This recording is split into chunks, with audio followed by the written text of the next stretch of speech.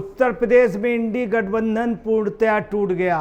Samajwadi party, Congress और चंद्रशेखर गुट का आपस में समझौता होकर के चुनाव ये लड़े थे, परंतु पूर्णतया टूट गया। कांग्रेस की इस समय मीटिंग चल रही है। 10 विधानसभा के 10 जिलों के लोग आए हुए हैं। सभी का ये स्पष्ट रूप से कहना है कि हम 10 सीटों पे चुनाव लड़ेंगे। उधर चंद्रशेखर ने अभी प्रेस कॉन्फ्रेंस लखनऊ में की है। उन्होंने स्पष्ट रूप से कह दिया कि मैं 10 विधानसभा में उपचुनाव में हर हाल में लड़ूंगा। उत्तर प्रदेश उपचुनाव से पहले इंडी गठबंधन में फूट, सीट शेयरिंग पर फंसा पेश। कांवड़ यात्रा के मार्गों पर नेम प्लेट के सीएम योगी के फैसले का योग गुरु रामदेव बाबा ने किया समर्थन। रामदेव बाबा जी ने ये भी कहा कि पीएम मोदी को भी तारीफ की। रामदेव बाबा ने कहा कि अपनी पहचान बताने में दिक्कत नहीं तो रहमान को क्यों है। रामदेव जी बोले जब हम अपनी पहचान बताने में दिक्कत नहीं तो रहमान को क्यों है। रामदेव बाबा ने कहा देवतुल्य पीएम मोदी के खिलाफ यह लोग भ्रम फैला रहे हैं कि संविधान के खिलाफ हैं, ताकि लोग उन्हें मारने के लिए तैयार हो जाएं, जैसे ट्रंप का साथ दिया। आज रामदेव बाबा ने ये भी कहा देवतुल्य मोदी। रामदेव बाबा जैसी शख्सियत जिसका इंटरनेशनल लेवल पे नाम है, उन्होंने अगर देश के प्रधानमंत्री को देवतुल्य कहा है आज तक ऐसे किसी, तो एक बहुत मायने रखता है। एक नरेंद्र मोदी के लिए प्लस पॉइंट जाता है। वहीं उन्होंने ये भी कहा कि देवतुल्य पीएम मोदी के खिलाफ लोग भ्रम फैला रहे हैं तो संविधान के खिलाफ है, ताकि लोग उन्हें मारने के लिए तैयार हो जाएं, जैसे ट्रंप के साथ। यही लोकसभा चुनाव में हुआ है। मोदी के पद भ्रम फैला दिया गया कि आएंगे तो संविधान को ख़त्म कर देंगे, और अगर कांग्रेस आएगी इंडी गठबंधन तो सबको खटाखट रुपए आएंगे, 8,500, 1 लाख रुपए घर की वृद्धा को मिलेगा, लेडीज़ को 1 लाख रुपए की नौकरी मिले, सारे कर्ज माफ़। तो यही रामदेव बाबा जी ने कहा कि अब लोग जान गए हैं, इस तरह अफवाह उड़ा के मोदी के साथ ये गलत चाहते, हमला करना चाहते, जैसे ट्रंप के साथ। ये बात भी बहुत मोदी के, योगी के पॉजिटिव गई है। अब जो 10 विधानसभा, इस चीज़ का भी असर पड़ेगा। अब देखिए बाबा रामदेव जी ने जो कहा है, योगी को हटाने का सपना देखने वाला इंडी गठबंधन ही उपचुनाव से पहले ही टूटेगा। योगी के समर्थन में आए बाबा रामदेव समर्थन में आ गए योगी के समर्थन पे, और तमाम लोग आ रहे हैं। आचार्य प्रमोद किशन जो कांग्रेस के नेता थे वो आ गए। आपको बता रहे हैं कि मुस्लिम जमात के जो मौलाना थे वो फेवर में आ गए। तीसरी बात जो सबसे बड़ी निकल के आई है, ये पूरे देश या प्रदेश में नहीं लगाया गया, ये सिर्फ कांवड़ यात्रा के जो मार्ग है, 3 रूट, सिर्फ उस पे लगाया गया। तो ये कोई बड़ी बात नहीं, उन सिर्फ 3 रूट पे लगाया गया है। किसी दुकान को बंद करने नहीं लगाया गया। वो इसलिए कहा गया कि कार सेवक चूँकि दूर से आते हैं, उन्हें मालूम नहीं है। मान लीजिए किसी दुकान पे पता चला कुछ खा लें, उसमें गोश्त भी पकता है, मान लीजिए कोई बड़े का गोश्त पकता हो, कुछ भी पकता हो, तो ताकि ये भ्रम ना रहे, कोई लड़ाई नहीं है।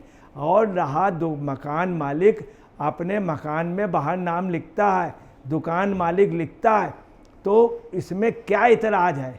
हर व्यक्ति लिखता है, लिखना चाहिए।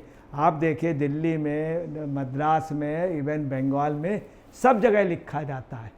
तो ये कोई बड़ी बात नहीं। जो लोगों को समझ में आ रहा है कि 3 रूट में सिर्फ रूट है, कोई लंबे रूट नहीं है, सिर्फ रोड की बात है, मोहल्ले की नहीं है। ये भी लोगों के, आम लोगों को समझ में आ रहा है कि अफवाह उड़ाई जा रही है। अब देखिए प्रदेश के 10 विधानसभा चुनाव पे, होने वाले चुनाव पे अपनी भूमिका तय करने के लिए कांग्रेस का आज अहम बैठक कर रही है। प्रदेश कांग्रेस मुख्यालय में आज रविवार को होने वाली इस बैठक में उन सभी 10 जिलों के पदाधिकारियों को बुलाया गया है। सभी अधिकारी आ गए। जहां उपचुनाव होने वाले हैं, इस बैठक में व्यापक विचार विमर्श के बाद उपचुनाव में सीटों के बंटवारे के बारे में कांग्रेस अपने सहयोगी दल सपा के साथ बातचीत का माहौल तनावपूर्ण है, कांग्रेस 7 सीटें मांग रही है, नहीं तो आधी आधी कह रही, नहीं तो 5 सीटें हर हाल में दीजिए। अजय राय प्रदेश अध्यक्ष हैं, उनके नेतृत्व में। वहीं अजय राय ये भी सोच रहे हैं कि आगे चल करके हो सकता है कि इस कांग्रेस के सपा के कुछ विधायक कम हो, कांग्रेस को कुछ जीत के आ जाएं 30-35, तो हो सकता है कि अजय राय को चीफ मिनिस्टर बना दें। ये अपना बिल्कुल राज तिलक समझ रहे हैं, तिलक लगा करके सोच रहे हैं राज तिलक। आज एक कार्यकर्ता ने कह दिया कि आप अपने अजय भाई के हत्यारों को जब सबक नहीं सिखा पाएँ, अपने भाई को न्याय नहीं दिला पाएँ, तो हम लोगों को क्या दिलाएंगे। इसमें ये खामोश हो गए।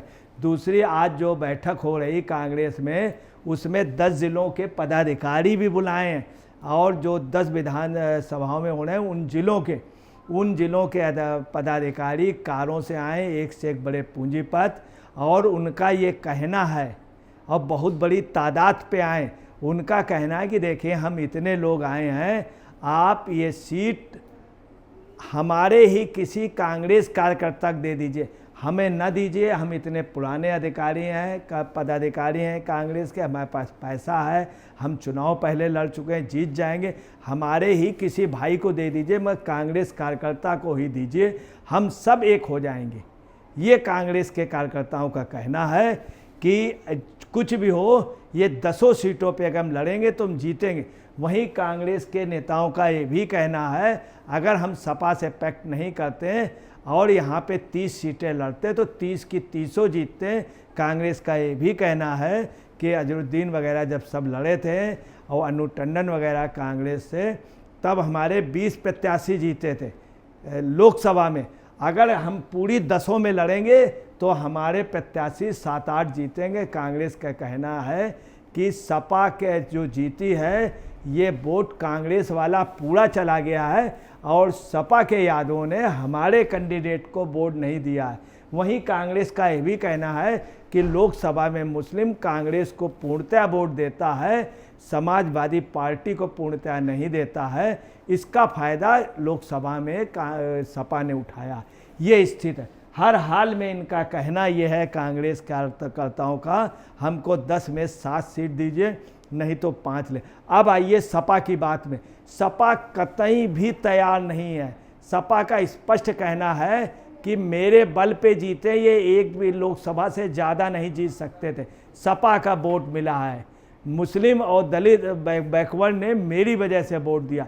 इसलिए से आपको बताना है कि सपा इनको किसी भी सूरत में 1 या 2 विधानसभा से ज़्यादा दे ही नहीं सकती। ये 5 विधानसभा पूरे लखनऊ में इस समय कांग्रेस कार्यालय में इतना कार्यकर्ता पहुंचा है, वो कह रहा हम तन मन धन से पूरी ताकत लगा देंगे, 10 की 10 विधानसभा सीट कांग्रेस लड़े। और आपको बताना, इंडी गठबंधन जो है टूट गया है। इसके अलावा जो सबसे बड़ी बात आ रही है दलित वोटों का, नगीना सांसद चंद्रशेखर आज़ाद ने साफ कहा है कि सभी 10 को 10 सीटों पर उपचुनाव लड़ेंगे।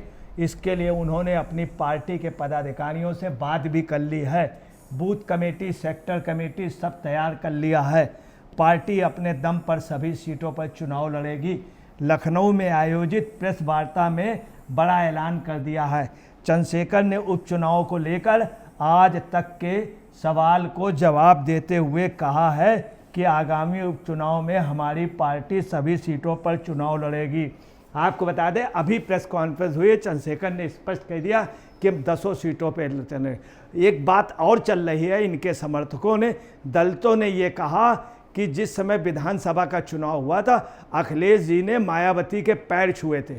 अब दलितों ने वोट दिया है, ये जहाँ पर भी किसी भी मूर्ति का करें, अगर मुलायम सिंह की मूर्ति पे जाएं तो अंबेडकर जी की मूर्ति के भी चरण स्पर्श जरूर करें। ये अखिलेश ने अभी तक नहीं किया, न ही नेताजी ने किया था, तो ये ऐसा करें। चूँकि इन्होंने मायावती के पैर छुए थे, तो ये दलितों को भी सम्मान दें, नंबर 1। दूसरा, दलितों ने वोट सपा को दे दिया। सपा दलित इस समय ठगा महसूस कर रही। मायावती की भी सोच है, हमारा वोट जो सपा को चला गया, किसी भी तरह से दलित वोट को सपा से हटाना है, नहीं तो मैं 0 हो जाऊंगी। ये वोट अगर सपा से हट गया तो हमारी जीत है। अब कोशिश यही हो रही चंद्रशेखर और मायावती कि एक भी दलित वोट उनको नहीं जाना चाहिए, समाजवादी पार्टी को, समाजवादी पार्टी को। वहीं मायावती का कहना ये भी है कि अगर दलित वोट गया तो दलित का सबसे ज़्यादा शोषण, दलितों की सबसे ज़्यादा ज़मीन गांवों में सिर्फ एक जाति ने कब्जा की है, वो यादवों ने। इसीलिए चंद्रशेखर भी जाने, चंद्रशेखर का मानना है मेरी वजह से पूरे यूपी के 80 लोकसभा सीटों में सपा को बढ़त मिली है। इसमें भी सत्यता है कि दलित जो वोट था वो भाजपा पे नहीं गया, बसपा में नहीं गया और समाजवादी पार्टी में गया। और अंबेडकर जी को कभी भी मुलायम सिंह जी ने नेता नहीं माना, कभी नहीं माना, और न ही अखिलेश ने माना। तो कुल मिलाकर के दलित जो वोट को उसको सपा से हटाने के लिए सपा किसी भी सूरत में चंद्रशेखर को एक भी विधानसभा नहीं देगी, कोई प्रश्न ही नहीं उठता है। दूसरी आपको बता रहे हैं, सपा के सामने मजबूरी है, 6 सीटें उसकी परंपरागत हैं, 6 सीटें जो मुलायम सिंह वगैरह की हैं, कैसे दे देंगे डिम्पल, वो जहां पर हमेशा जीतते रहें वो क्या इनको दे देंगे। वही सपा का कहना है जुम्मा 5 दिन हुए इनको आए हुए, 5 हफ्ते भी नहीं हुए उनको आए हुए, और इनको चंद्रशेखर जी को मैं सीट दे दूं। यही पोजीशन कांग्रेस के लिए वो कह रहे हैं कि सबसे बड़ी गलती हो गई कि हमारे वोट की वजह कांग्रेस जीत गई। अगर हम ना देते, इसके पहले कांग्रेस जब अकेले लड़ी थी तो कांग्रेस के कुछ नहीं, एक बार सपा और कांग्रेस का गठबंधन हुआ था तो कुछ कांग्रेस के जीत गए थे। आपको बता रहे कुल मिला के इंडी गठबंधन पूर्णतः टूट गया है। अब आपको दूसरी बात बता दें, इधर क्या हुआ, लोकसभा में वास्तव में बीजेपी की सीटें कम हुई और बीजेपी का आधार लोकसभा में यूपी में कम हुआ था और सपा बहुत ज़्यादा बढ़ी थी।